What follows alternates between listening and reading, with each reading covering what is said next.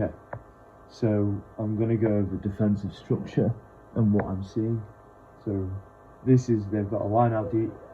So instantly, what do we see here? That's the problem.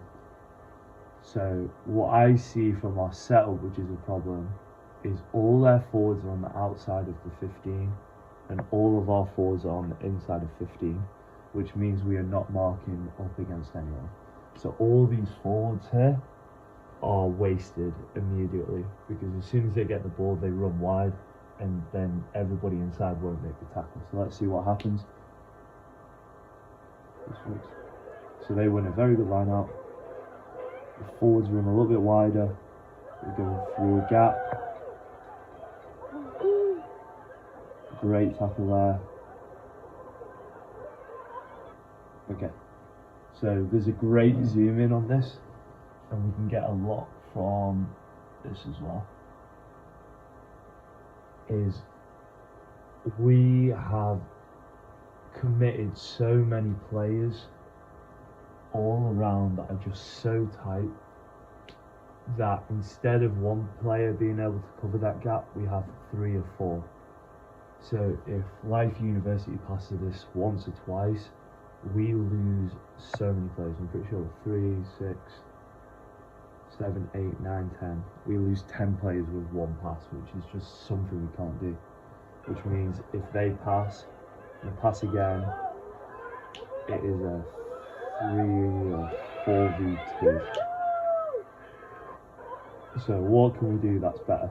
So instantly, from the line out, everybody who's marked up on inside, we need to man mark the forwards.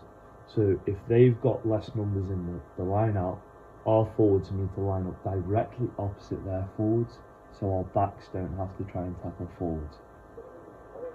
Also, here, the ball is out. We should be all sprinting up and across. So right now, the ball's not even here. Everybody in here needs to be moving out and up. One pass, right here. They have started back here. Let's see where we end up. So we start back here, our line. Let's see how far we meet them.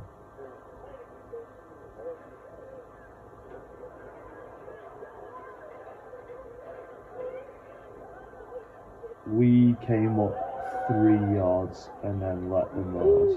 So line speed is definitely a problem there. Right now, and mistakes happen, which is okay. Like, people miss tackles, that is definitely fine. I've missed my fair share of tackles over the years.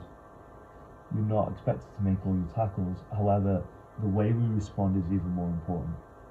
Once a line break has been made, normally all defenders come together, which was something we can't do. If you can hold out your arm and touch another player's shoulder, you are far too close to them. If I can hold out my arm, I'm pretty sure this is Avery.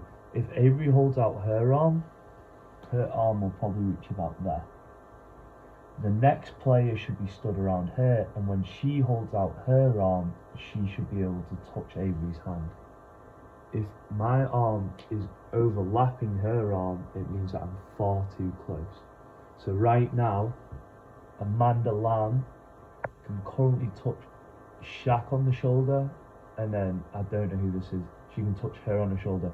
So these 2 players are wasted right now. They're not in the right gap. So they need to be spread out. So Amanda Lamb should be there. The next defender should be here.